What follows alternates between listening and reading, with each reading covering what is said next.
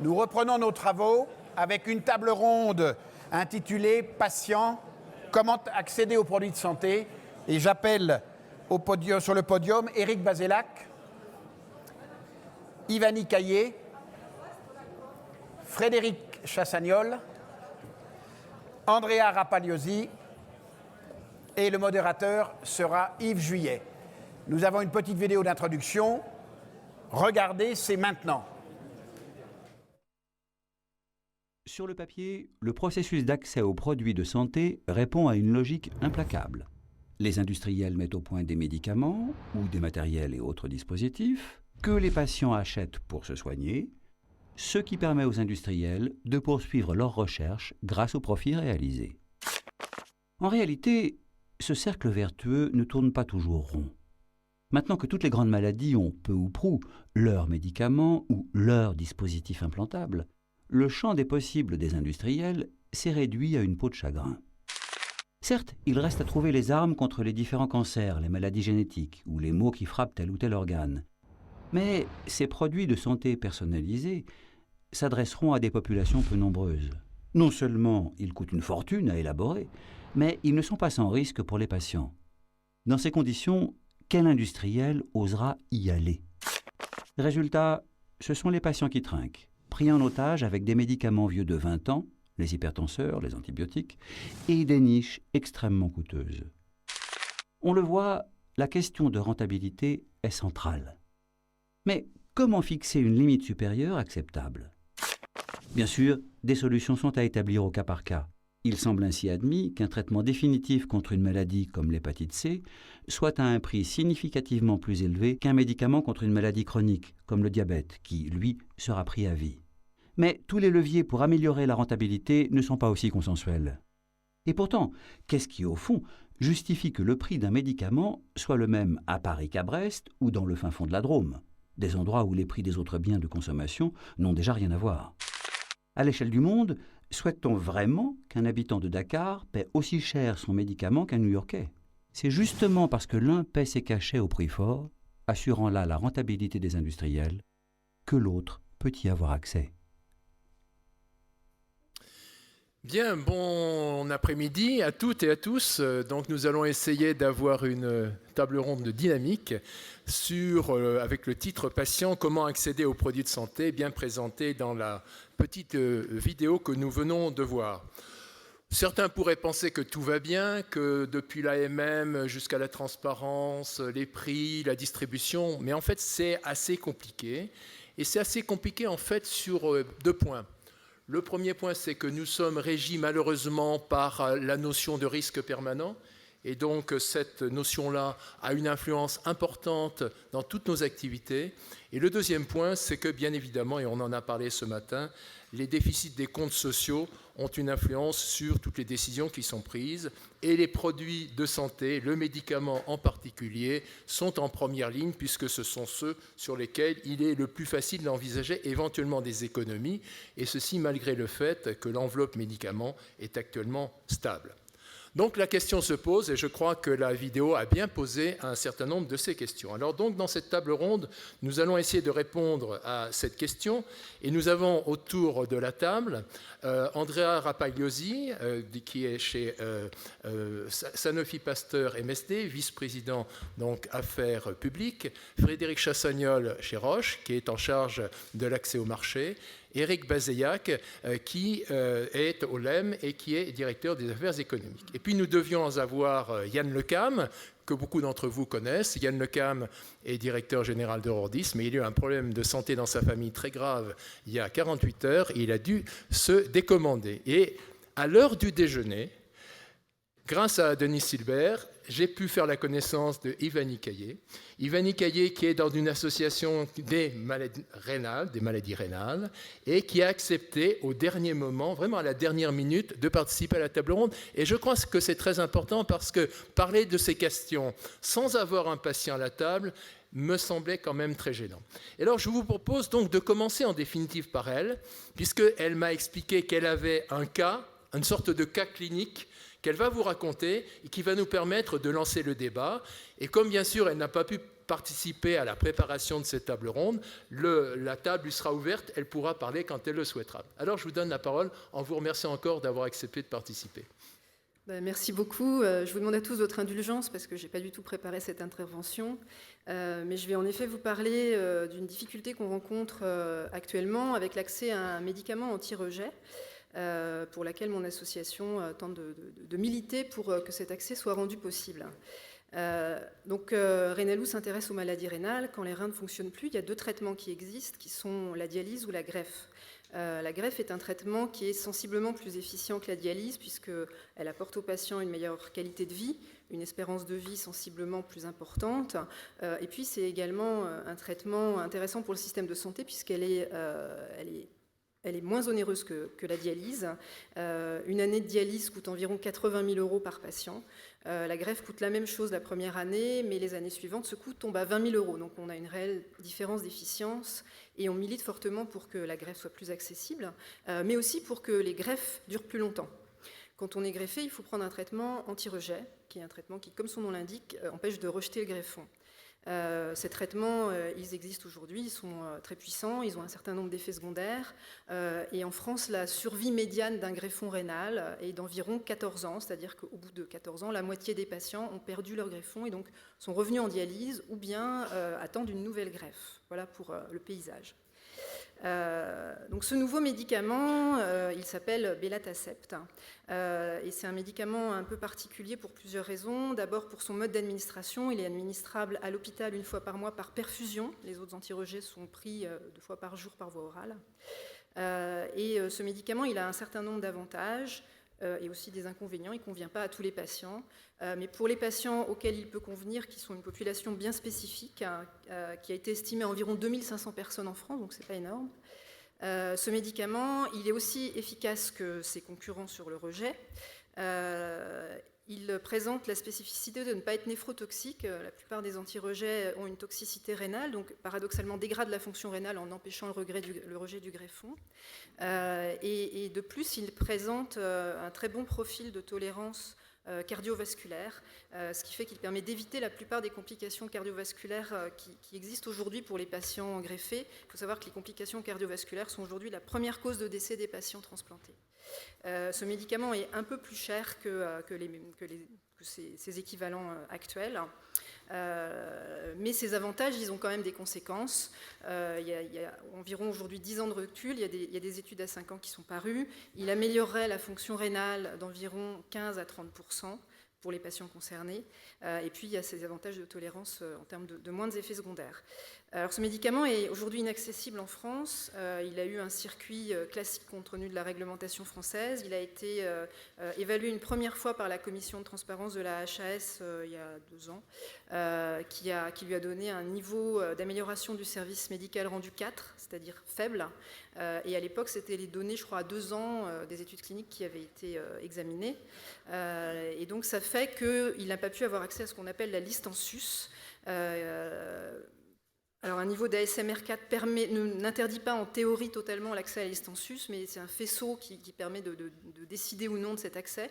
Et là, il se trouve que comme il n'y a pas d'autres médicaments anti-rejet sur la liste en sus, ces 2 éléments font que, de manière purement administrative, l'accès est impossible. Alors on est intervenu une première fois en décembre dernier en faisant une lettre ouverte à la ministre de la Santé pour lui dire que pour les patients, ce médicament était quand même très important, qu'il est aujourd'hui pris en charge et remboursé dans la plupart des pays d'Europe et aux États-Unis, et que finalement ce défaut d'accès décidé par les autorités françaises provoque des pertes de chance importantes pour les malades.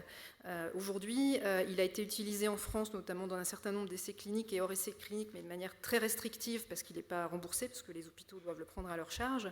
Mais notamment, il a permis à des patients dont le greffon était en train d'arrêter de fonctionner, de retrouver une fonction rénale et donc de faire durer leur greffe plus longtemps.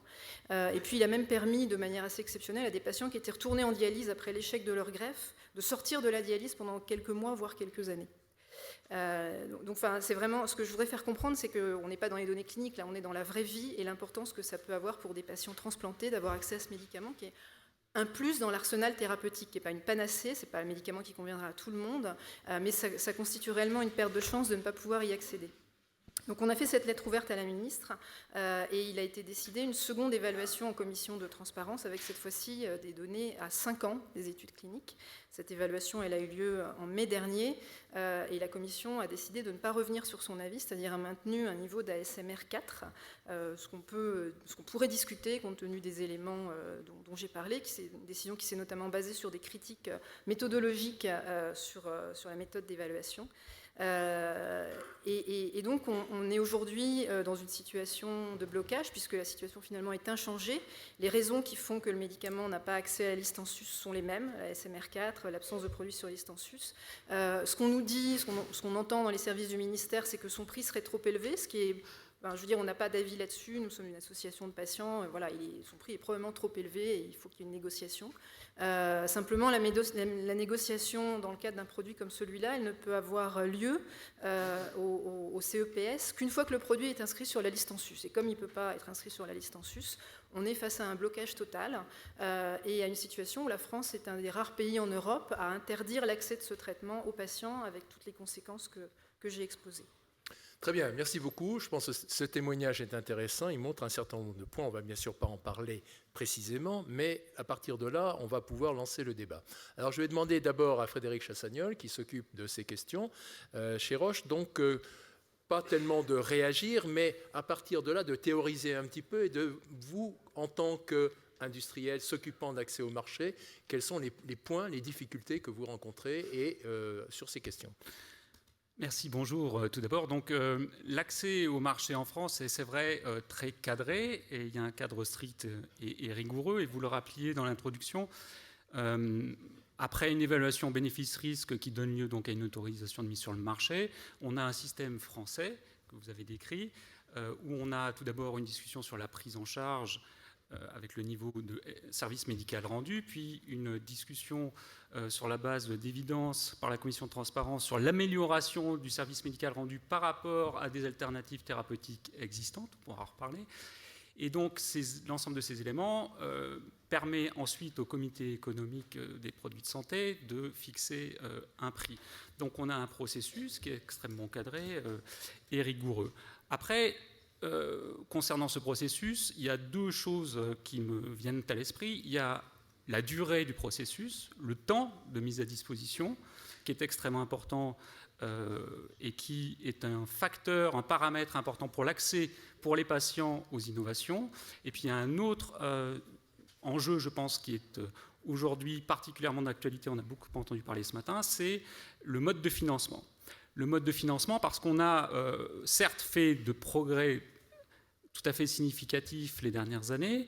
On a notamment pris le virage des biothérapies dans les années 90. On est aujourd'hui à l'ère des thérapies ciblées, donc c'est plus un fantasme, c'est une réalité, donc avec des outils diagnostiques et des thérapeutiques qui permettent de traiter les bons patients avec les bons traitements. Et donc aujourd'hui se pose la question du financement de ces innovations et peut-être pourrait-on pousser, j'allais dire, jusqu'au bout en parlant de modes de financement qui soient plus différenciés. Et ce matin, j'entendais notre collègue allemand qui parlait simplement de deux mots qui résonnaient très très fort, c'est « outcome data » et avec tout l'aspect donné en vraie vie, et puis aussi l'aspect outcome data, et vous avez dit un autre mot, c'était la révolution, on va la faire ensemble, ça j'en suis sûr, mais c'était, attendez...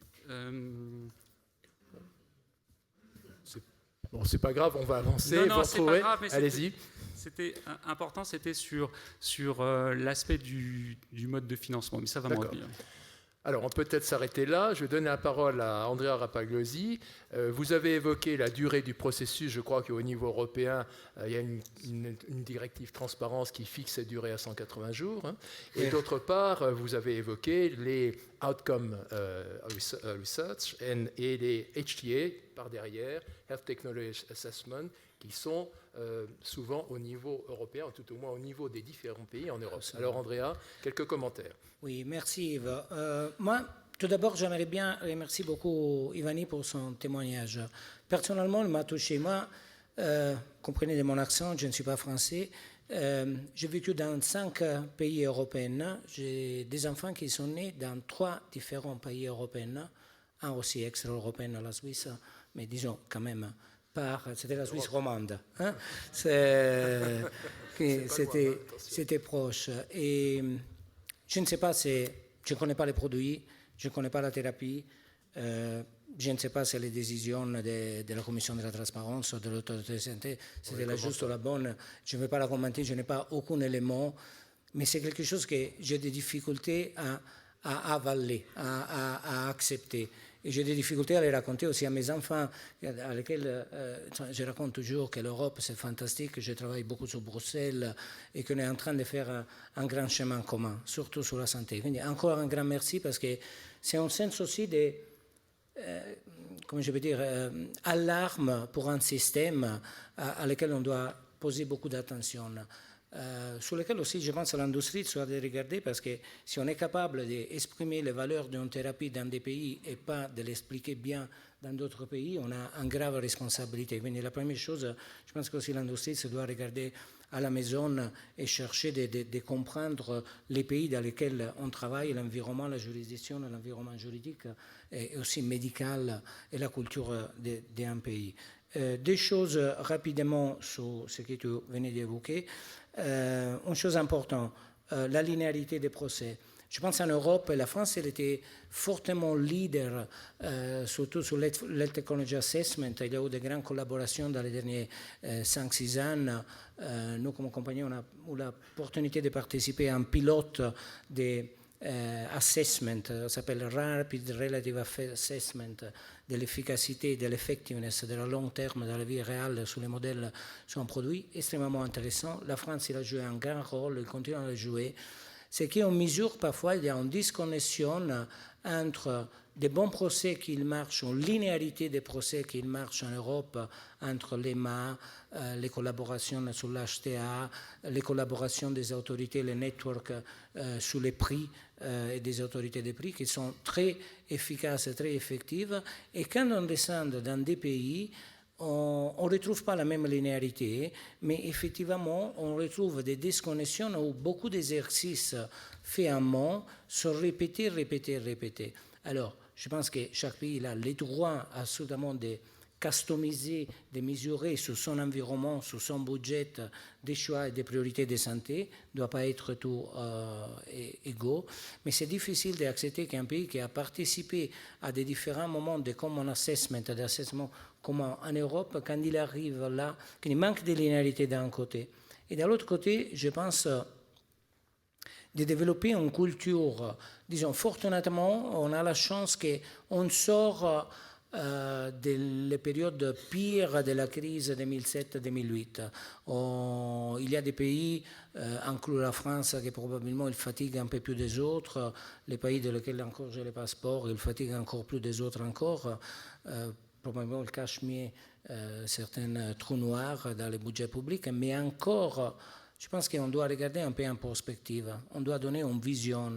Et la vision, c'est d'assurer des services de santé et de commencer à regarder un peu plus d'équilibre dans tout ce qui est prévention, diagnostic, traitement, cure, et de regarder un peu les dépenses de santé sur leur impact qu'ils ont sur une société et qu'est-ce que ça veut dire de tenir des populations les plus actives et plus longèves. Surtout dans un moment que, grâce à la science, on a permis. Aujourd'hui, imaginez, il y a 50 ans, 60 ans, que la temps de vie, c'était plus ou moins 65. Aujourd'hui, c'est 20 ans de plus, 80, 85. Ces gens c'est pas simplement, c'est sympa de parler des défis démographiques, c'est très intellectuel, mais on doit traduire, et sont des grands consommateurs de santé et de santé publique. Donc, il y a ces complexités qu'on doit regarder un peu mieux. Ok, merci Andrea. Eric, premier commentaire sur ces échanges. Oui, mais je crois que l'exemple d'Ivani est extrêmement intéressant parce qu'on pourrait au fond passer l'intégralité de cette table ronde à le décortiquer. On aurait là à peu près tous les points illustratifs, tous les points critiques qui menacent aujourd'hui dans notre système, qui est pourtant bien fait, qui menacent l'accès des médicaments aux patients. Je prends le premier sujet. Vous avez évoqué 2 ans de délai pour que le médicament dont vous nous avez parlé soit évalué. C'est un vrai sujet. La directive européenne nous impose un délai de l'AMM à la publication du prix au journal officiel de 180 jours. On a fait une étude extrêmement intéressante au LEM, qui a été une étude qui a agrégé toutes les données existantes depuis 5 ans, c'est-à-dire les rapports d'activité du CEPS, les rapports d'activité de la HAS, plus notre fameux observatoire Oscar. On arrive en 5 ans à un délai médian d'accès au marché des médicaments, c'est-à-dire de l'AMM au prix publié au JO, de 360 jours. Le record a été battu en 2013, 522 jours. Donc ça, c'est déjà en soi un premier sujet. Et je crois qu'à l'intérieur de ça, d'ailleurs, et ça nous interpellera sur un autre point, il y a probablement des problématiques qui s'allongent de négociation de prix aujourd'hui, qui nous renvoient à la problématique économique du prix, mais c'est un autre sujet. Deuxième point critique que je voudrais soulever à travers l'exemple d'Ivani, c'est celui du split de la responsabilité de chacun des maillons de la chaîne d'évaluation dans le système. Au fond, le problème vient essentiellement de la confusion des genres, et c'est un vrai risque de dérive auquel on assiste aujourd'hui dans notre système. Il y a, et les fondamentaux sont bien faits, et revenons toujours à cette légitimité, une commission de la transparence qui a été là un jour pour dire « ce médicament mérite un agrément aux collectivités, donc… » et il a un SMR important, il mérite d'être pris en charge par la collectivité. Et puis il y a quelques mètres plus loin, j'allais dire, en fait quelques longs mois plus loin, une entité purement administrative, le Conseil de l'hospitalisation, qui décide sur la base de critères extrêmement arbitraires, les ASMR, les comparateurs, qui refait en quelque sorte le travail de la transparence et qui s'érige en troisième barrière d'évaluation du médicament. Mais ce n'est pas son rôle. Le Conseil de l'hospitalisation, il est là pour orienter vers un mode de financement.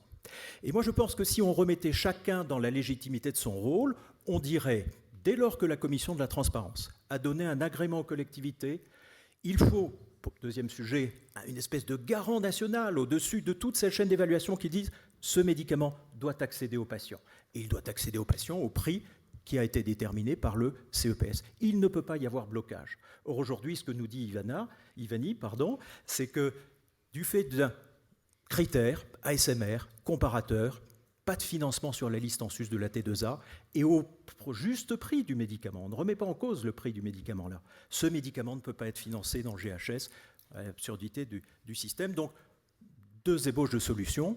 Remettons chacun dans son rôle à travers toute la chaîne d'évaluation du médicament, et il nous faut peut-être inventer une conscience supra-chaîne, si j'ose dire. C'est le ministre de la Santé, évidemment, la DGS, mais peut-être avec plus de force, qui puisse être garant qu'un médicament qui a obtenu un SMR important et un agrément au col arrive aux patients. Merci. Alors, allez-y, je vais commenter. Je voudrais juste préciser qu'on a essayé de regarder s'il y avait des exemples de médicaments qui avaient eu un peu des parcours analogues, et on en a trouvé plusieurs, 3 ou 4, Myosim, Yondelis, etc., pour lesquels il y avait eu des ASMR faibles, 4 ou 5, et qui finalement méritaient d'accéder aux patients, et pour lesquels les pouvoirs publics, et en l'occurrence le ministre, a trouvé des solutions qui sont un peu des machines à gaz, qui sont variables selon la molécule, pour que les patients puissent y accéder.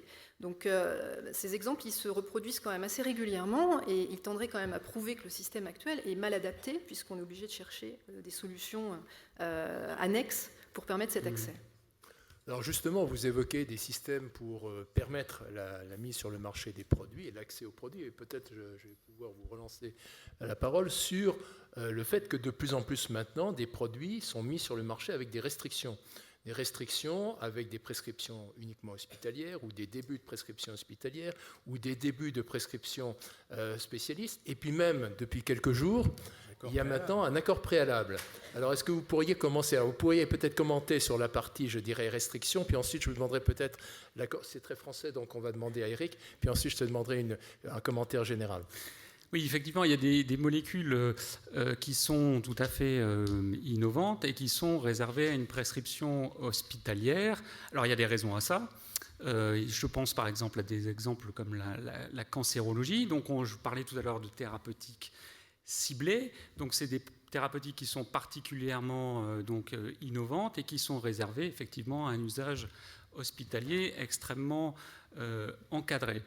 Après, vous parliez tout à l'heure de systèmes dérogatoires. C'est vrai qu'en France, il y a aussi des systèmes dérogatoires qui sont prévus. On ne les a pas mentionnés, mais il y a par exemple les autorisations temporaires d'utilisation, qui sont un système qui prévoit, en l'absence d'autorisation de mise sur le marché, un accès précoce. Alors après, c'est vrai qu'on peut discuter du nombre d'ATU et du système qui permet l'obtention de ces ATU, qui sont soit à la demande d'ailleurs du laboratoire, soit à la demande du prescripteur. Sur le mode de financement, et je reviens à la notion de cible. On a beaucoup ce matin discuté sur la notion de cible et d'approche ciblée. Je suis complètement convaincu que c'est une des solutions. Et je pense qu'une approche qui soit particulière, qui tienne compte des bénéfices ou des bénéfices créés, de la valeur créée, pour non seulement changer de logique, changer d'une logique de discussion de prix pour l'industriel et de coût pour la société à une notion de valeur créée. Ça rejoint votre propos, madame, et je pense que la valeur créée pour le patient reste complètement fondamentale. Cette valeur créée peut être évaluée effectivement sur les essais cliniques, mais peut être évaluée aussi sur des données en vraie vie, et ça reboucle sur la notion d'outcome et de données en vraie vie. Cette notion, je pense, de financement qui soit beaucoup plus personnalisé sera très sincèrement une solution qui permettra une prise en charge, car c'est vrai, les médicaments peuvent avoir un intérêt ou un bénéfice ou un impact sur les patients qui soit différencié. On peut imaginer aujourd'hui des médicaments qui effectivement engendrent des bénéfices pour les patients différents d'une indication à l'autre, différents d'une population de patients à l'autre, différents par exemple, tumeur à l'autre si on parle de la cancérologie, et il faut en tenir compte. Et aujourd'hui, le système de financement que l'on a est un système qui est,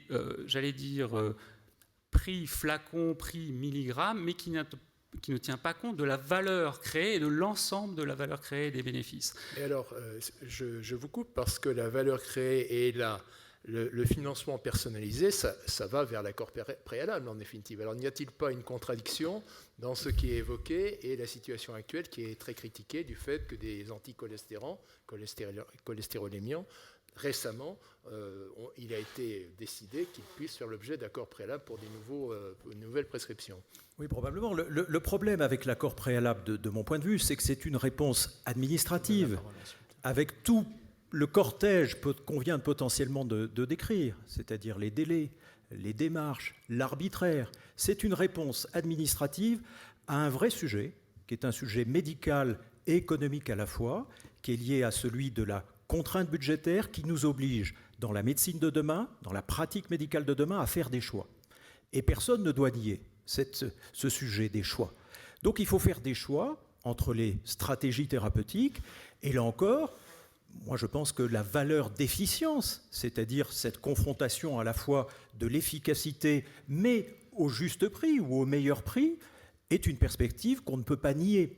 Simplement, je regrette vraiment qu'on ait pris ce sujet, encore une fois, de manière extrêmement encadrée à la française, administrative, là où on aurait pu, et le LEM a fait quelques propositions fortes sur ce sujet, par voie conventionnelle, en prenant le temps d'y réfléchir avec l'ensemble des partenaires, plutôt s'inscrire dans une démarche, moi j'ai un terme que j'utilise souvent qui est le terme de juste usage. Le juste usage, c'est une espèce de croisement sémantique entre juste place dans la stratégie thérapeutique et bon usage. Voilà la clé pour utiliser intelligemment un médicament, au fond, intelligemment d'un point de vue médical et économique. C'est ça qu'on aurait dû mettre en place, mais de manière beaucoup plus médicale qu'administrative. Merci. Alors Andrea, comment réagir par rapport à ces discussions et en se mettant peut-être en perspective au niveau européen ou ce qui se passe dans d'autres pays? Mais disons, ce que je viens d'écouter encore, les difficultés sont toujours liées souvent à des procès administratifs. Ce que vous évoquez, la complexité d'un système. Avant, je cherchais d'évoquer la linéarité des procès décisionnels. Ça n'existe pas dans aucun procès administratif que l'idée d'ajouter des steps, des passages, il peut simplifier. Souvent, vous voyez la création de nouvelles commissions, de nouvelles phases, tout avec un très bon esprit, Mais ça crée un peu, en France, il parle sur l'administration en général, mais vraiment une sorte de millefeuille aussi dans la santé ou dans les médicaments. Dernièrement, en France, ils ont aussi inséré ce système de CESP.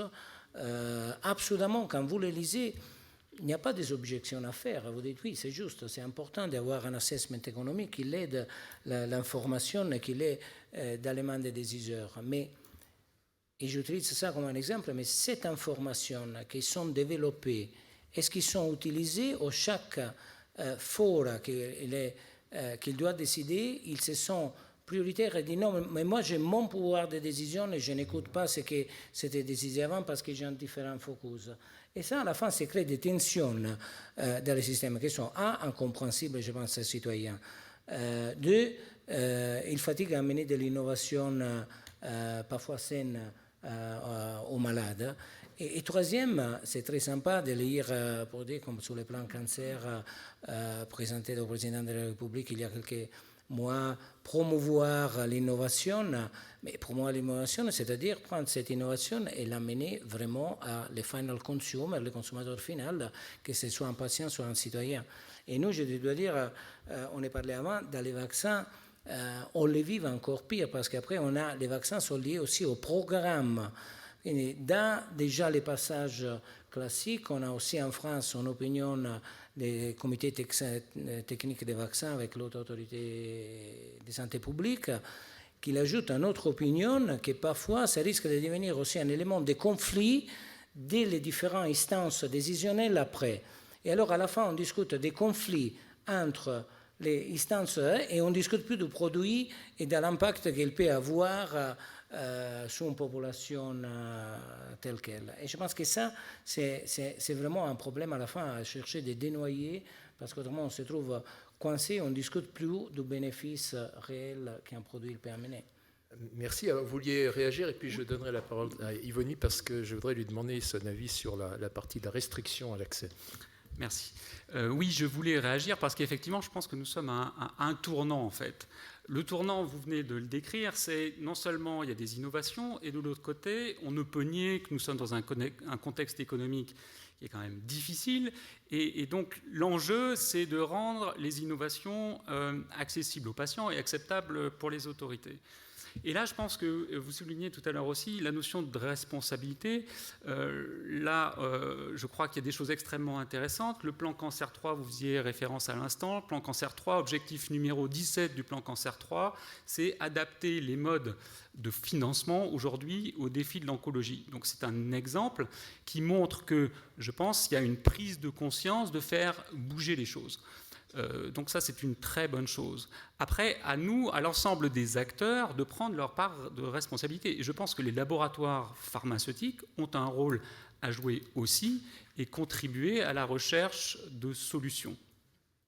Merci. Alors, Yvonne, par rapport à cette discussion, et plus particulièrement, on a évoqué qu'il y avait un certain nombre de processus qui sont en train de se mettre en place, qui compliquent la mise sur le marché des produits, mais aussi qui risque de compliquer la vie des patients. Est-ce que vous pensez que c'est de nature à poser des problèmes ou est-ce qu'en définitive, les patients arrivent à se débrouiller au milieu de cette course de temps en temps pour obtenir les produits, plus particulièrement quand on n'habite pas dans le milieu de Paris ou dans une grande ville de province? Alors, en effet, les restrictions administratives vont complexifier probablement l'accès des patients. En même temps, je pense que ça répond à des constats, soit de mauvaises prescriptions, soit de prescriptions inappropriées. Et à partir d'un moment, quand les messages sont répétés, quand il existe des recommandations qui sont diffusées largement, etc., et qu'elles ne sont pas suivies d'effet, j'imagine qu'il est quand même nécessaire d'agir. Donc, ce qui est dommage, c'est que finalement, c'est les patients qui vont être pénalisés au total, parce que ça va être des complexités administratives, etc., qu'ils vont subir. Voilà. Mais c'est vrai que les enjeux économiques jouent un rôle majeur dans ce qu'on observe aujourd'hui. Tout à fait, mais les enjeux ne sont pas que économiques, ils sont aussi qualitatifs.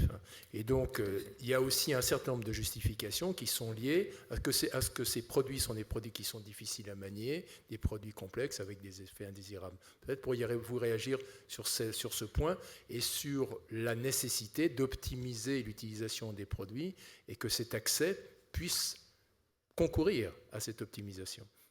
Tu peux répondre à ça? Non, j'ai l'impression qu'on est tous d'accord là-dessus. Si le sujet, c'est effectivement d'utiliser, encore une fois, le médicament dans les bonnes conditions de son usage, et même, j'allais plus loin, à sa juste place, c'est-à-dire à sa place efficiente, quand il y a le choix entre plusieurs stratégies, je crois qu'aujourd'hui, il y a un large consensus pour aller vers cet objectif.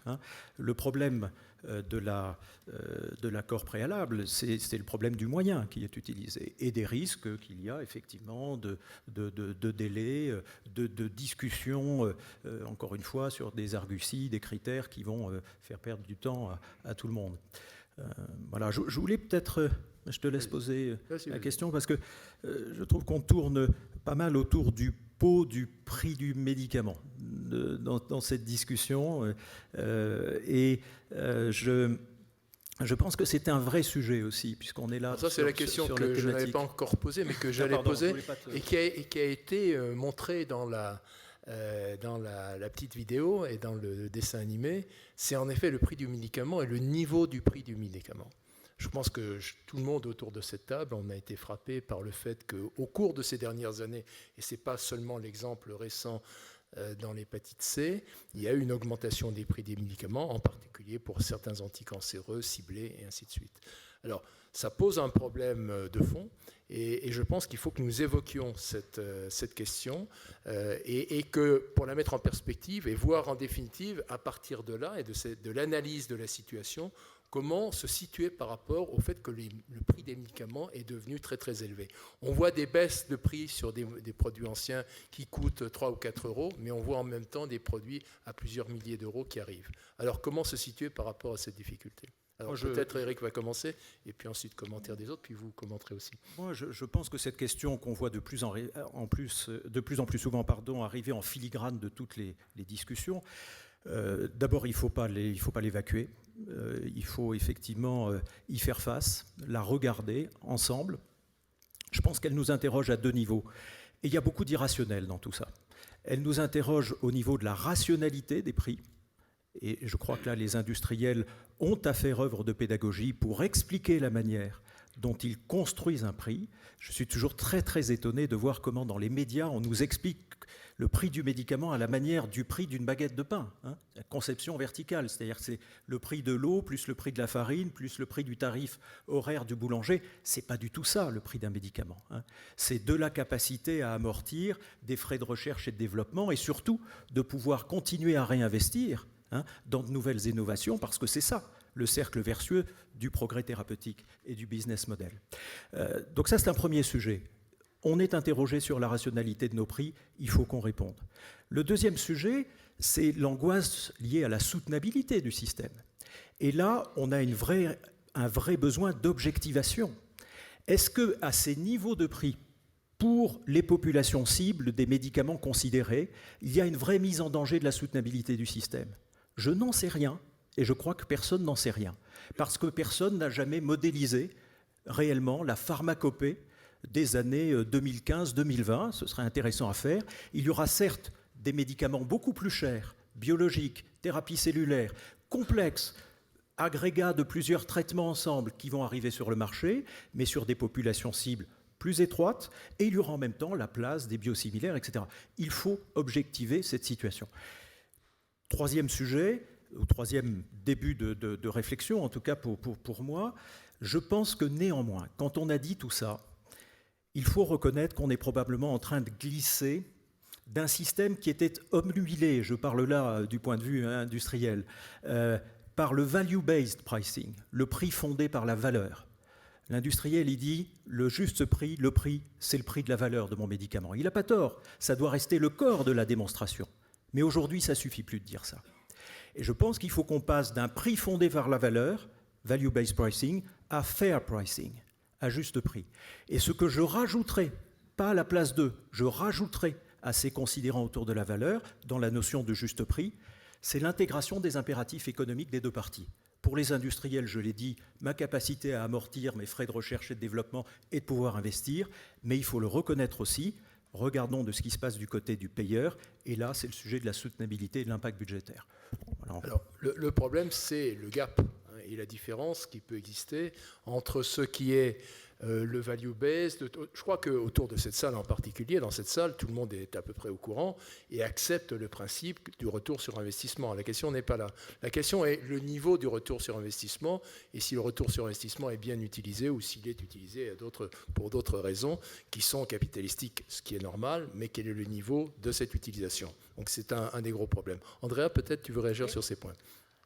Bon, c'est extrêmement intéressant parce que parler de valeur des médicaments, c'est quelque chose de très engageant. Je pense un peu de tous les côtés. À la fin, il y a un budget, à la fin du tunnel, il y a un budget et un prix qu'on doit fixer. Et là que ça commence un peu les mal de tête ou les mal d'estomac dans tous ces types de conversations dans plusieurs parties. Le problème, c'est comment on mesure ça et contre, ou comme on dit les Anglais, against what. Parce qu'en valeur, ce n'est pas une valeur per se. Là, permettez-moi un petit mot en anglais, mais c'est un peu value is in the eyes of the beholder. C'est comme la beauté. La beauté, chacun peut voir quelque chose de beau, mais ce n'est pas automatiquement fixé standard. Aussi, en valeur d'un médicament, ça dépend des situations et des dynamiques. Comme Vaccine Europe, l'association des producteurs de vaccins en Europe, on a fait une étude très intéressante. Et c'était, on a pris la population hollandaise des 50 ans plus, on a calculé si on les vaccinait tous, les coûts pour vacciner toute la population hollandaise 50 ans plus, c'est plus ou moins 100 millions. 100 millions, c'est-à-dire la grippe, les boosters, les pneumos et les zonas, les vaccins disponibles aujourd'hui. On a mesuré ça comme impact fiscal et on a démontré, on vient de le présenter au Parlement européen il y a quelques mois, on a démontré qu'il y a un gain fiscal de 500 millions. C'est-à-dire, qu'est-ce que ça veut dire gain fiscal? C'est-à-dire que ces gens ne vont pas chez les médecins, ils vont moins, ils ont moins d'hospitalisation et ils arrêtent moins de travail. Quindi c'est un impact un peu plus global. Alors, on se permet de dire 1 euro, 4 euros gagnés, juste pour simplifier un langage plus commun. C'est hyper intéressant d'un point de vue des modèles économiques. C'est absolument invendible.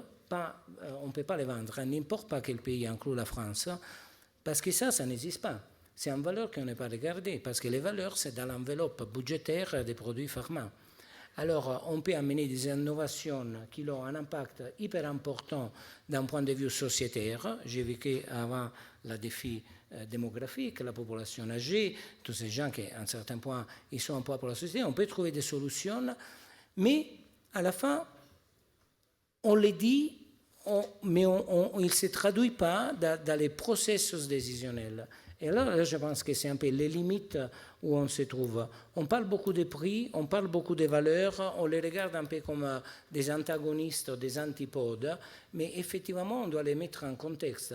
C'est une valeur pourquoi? C'est une valeur pour... Et je n'utilise pas les mots société au sens large, vous m'avez entendu, moi je parlais d'impact fiscal, c'est un gagne réel pour une société qui libère des ressources qu'on peut investir ailleurs, aussi sur des thérapeutiques peut-être qui coûtent beaucoup plus cher de ce qu'on pensait. Tout à fait, mais il faut essayer malgré tout de rationaliser, parce que tout à l'heure tu évoquais la beauté, mais c'est très bien si chacun on a notre vision, mais on ne peut pas se payer ces différences. Donc il faut essayer d'être le plus objectif possible. Et donc ce que j'aimerais demander à Frédéric maintenant peut-être, c'est qu'il nous dise comment, dans sa vision, on peut rationaliser le mieux possible. Parce que c'est quand même la question qui se pose, comment arriver à un système qui soit le plus objectif possible et qui est en essayant d'aller vers un consensus au bénéfice des patients. Et on oppose en permanence les industriels, les payeurs, les autorités de santé, mais en fait, ne vont-ils pas dans la même direction? Et n'est-il pas l'intérêt pour les industriels de mettre sur le marché les produits les plus innovants et apportant une amélioration réelle du service médical rendu et qu'ils soient justement payés? Mais pour ça, il faut que ça soit mesuré. Comment est-ce que vous réagissez à ça? Je crois que le point essentiel, vous le dites, c'est une contribution à faire évoluer les choses ensemble. L'industriel ne le fera pas seul et les autorités, je pense, vont aussi avoir besoin des entreprises du médicament et les professionnels de santé et les patients. Chaque acteur a tout à fait sa pierre à apporter à l'édifice. Moi, je reviens sur la définition même de la valeur, en fait. Donc, la valeur, il y a une valeur qu'on connaît bien aujourd'hui, c'est la valeur en termes de bénéfices cliniques. Il y a une valeur qu'on connaît un petit peu moins, qui est plus difficile à mesurer, mais c'est la qualité de la vie du patient et qui est tout à fait fondamentale aussi. Et puis après, il y a d'autres types de valeurs qui aujourd'hui ne sont pas prises en compte, comme la valeur, par exemple, pour la société. Un patient qui recouvre santé, qui vit plus normalement, va être alerte, producteur de richesse, j'allais dire, et c'est une valeur créée pour lui parce qu'il va mieux, qui est peut-être aussi à prendre en compte. Après, on a ça boucle en fait avec ce qui était discuté ce matin, la notion d'outcome et de mesure de cet outcome, quel que soit l'outcome. Donc moi je suis convaincu qu'une des solutions va être dans l'accès, la mesure des datas en vraie vie. On a aujourd'hui un système français qui est extrêmement rigoureux, basé sur les évidences et avec toute l'importance des essais cliniques. Il nous faut maintenant travailler sur comment fait-on pour mesurer dans la vraie vie les bénéfices que l'on a en fait promis, j'allais dire, dans le cadre des essais cliniques. Et ça, c'est un point qui est extrêmement fondamental et qui nous amènera certainement à des modes de financement qui seront plus différenciés. Vous parliez de sustainabilité du système de soins, ça va passer par une différenciation. Il faut qu'on tienne compte de bénéfices patients, de valeurs créées pour les patients qui peuvent être différents d'une population à l'autre de patients. On a en cancérologie des exemples où on a des molécules qui sont extrêmement innovantes en thérapie ciblée, mais qui ont un impact sur les patients qui vont être différents. Et les bénéfices créés ou la valeur créée pour les patients sont différents. Donc il faut qu'on en tienne compte même dans les modes de financement. Et c'est probablement une source de réflexion qui peut continuer à nous permettre le maintien de l'innovation en France. Bien, mais bon, l'évaluation de la valeur en vraie vie, c'est quelque chose dont on parle depuis un certain temps. Et en définitive, on n'a pas vu énormément de démonstrations dans ce sens. Alors, est-ce que vous pensez qu'on va pouvoir évoluer et que ça fait partie des solutions à trouver pour le futur, qu'on va pouvoir trouver des moyens de réellement avoir des évaluations et des critères qui vont permettre d'aller vers le consensus que j'évoquais tout à l'heure? Eric, quelques idées. Oui, d'abord au plan purement économique, pour rebondir sur les propos de notre ami, il y a quand même des économies extrêmement tangibles, mesurables dans le système. Quand vous introduisez un médicament qui réduit la fréquence des hospitalisations ou réduit telle ou telle complication, les cirrhoses, on parlait tout à l'heure vous nous avez fait une belle démonstration médico-économique entre greffe versus dialyse. Hein. Ça, c'est extrêmement tangible. Le problème, c'est que ça se heurte à deux perspectives. D'abord, la perspective temporelle. Les économies produites sont toujours décalées par rapport au coût d'entrée du médicament. Quand on épargne une cirrhose, pour citer une pathologie qui fait l'actualité en ce moment, on l'épargne à 10 ans. Hein. Donc comment est-ce qu'on récupère le gain d'économie alors qu'on a fait une mise de départ de financement qui est considérable, hein. Donc il y a un vrai sujet de temporalité, mais qu'on peut résoudre tout simplement en acceptant budgétairement d'élargir la focale. Il faut quand même se rendre compte que jusqu'à présent, on est régi sous la loi annuelle du PLFSS. Hein, c'est-à-dire qu'on a notre myopie budgétaire s'arrête à 1 an. Il paraît que ça va changer, ce sera maintenant 3 ans. C'est un vrai progrès. Mais voilà, on a un vrai sujet sur la myopie. Puis on a un deuxième sujet qui est un sujet d'enveloppe. C'est qu'aujourd'hui, les gens avec qui vous discutez du prix d'un médicament, le CEPS, hein, qui fait son boulot très honorablement, mais il discute dans sa propre enveloppe. C'est-à-dire il ne rend des comptes que sur la quantité de baisse de prix qu'il aura générée. Et l'impact du médicament introduit sur des économies d'hospitalisation, ce n'est pas son sujet, si j'ose dire. Voilà sur le plan économique. Sur le plan de la vie réelle, je crois qu'on est tous d'accord. Il y a une belle perspective qui est mise en place avec toutes les institutions d'évaluation pour le faire. On fait un pari, hein, quand on arrive sur le marché, on constate les données en vie réelle. Il y a tout le terrain de la contractualisation entre ces deux rendez-vous, P for Performance, hein, et on ne voit rien se mettre en place de manière systématisée. C'est dommage, il faut aller plus vite, sûrement. Très bien, merci beaucoup. Alors nous arrivons à la fin de la table ronde, nous avons encore 5 minutes. Je vais donner la parole à Yvonne qui voudrait réagir sur les questions de prix. Et puis je vous donnerai à chacun la parole 1 minute pour quelques mots pour prospectif. Allez-y. Je trouve que ce qui a été dit sur l'évaluation du prix et les intérêts qui sont parfois divergents entre l'État et les laboratoires, c'est tout à fait intéressant. Juste pour refaire un petit focus sur le médicament dont j'ai parlé, il a été estimé, ça a été publié, que ce médicament permettrait d'allonger d'environ 2 ans la survie des greffons, donc d'épargner 2 ans de dialyse. Et le calcul a été fait en fonction du prix annoncé, c'est-à-dire celui qui n'a pas encore été négocié actuel. Ces 2 ans de dialyse permettraient une économie uniquement de santé pour l'assurance maladie d'environ 20 000 € par patient, ce qui est quand même pas neutre, en prenant en compte le surcoût donc, lié aux médicaments. Et ce coût, il n'intègre pas tous les avantages qu'on peut imaginer, effectivement, en termes de qualité de vie, de moindre recours aux arrêts maladie, puisqu'il y a moins de complications cardiovasculaires, métaboliques, etc. Il y a un maintien dans l'emploi qui va être amélioré, plus long, etc. Moins de recours aux minima sociaux, éventuellement au système de prévoyance, etc. Enfin, voilà, je pense qu'il y a une réflexion, effectivement, à long terme qui devrait être intégrée à ces évaluations d'accès aux médicaments, qui actuellement, en tout cas en ce qui concerne ce produit, n'a absolument pas été prise en compte. Tout à fait. Encore faut-il que tout le monde ait un consensus sur la durée de 2 ans et la manière dont elle est calculée. Donc c'est un sujet qui reste assez compliqué. Alors, un mot. Alors, on va commencer par Andrea. On y a bien dit un mot, 1 minute chacun. Un mot pour moi, c'est juste investissement en santé. Je pense qu'à la fin de la journée, on peut se parler pour 2 heures et 2 heures autour de ces tables ou des tables similaires. On ne peut pas penser d'avoir une population plus âgée, une population longue, comorbidité, polypharmacie et tout ça, et réduire le budget de santé. C'est une contradiction en termes. On ne peut pas penser de soigner plus de gens, plus de cancers, et puis rendre la vie meilleure et réduire le budget de santé. Il n'y a pas une logique. Aussi dans l'industrie privée, quand on fait une restructuration, si vous devez fermer une usine, la première année, ça vous coûte beaucoup plus cher des bénéfices que vous avez dans les années suivantes. C'est basilaire. Les besoins de remettre central l'investissement en santé, investissement intelligent, c'est-à-dire un investissement qui est calculé. Mais si on s'arrête et on cherche d'épargner exclusivement et avoir tous les mieux, bon, on peut à partir à du moment où le produit répond aux espérances qu'on a portées en lui.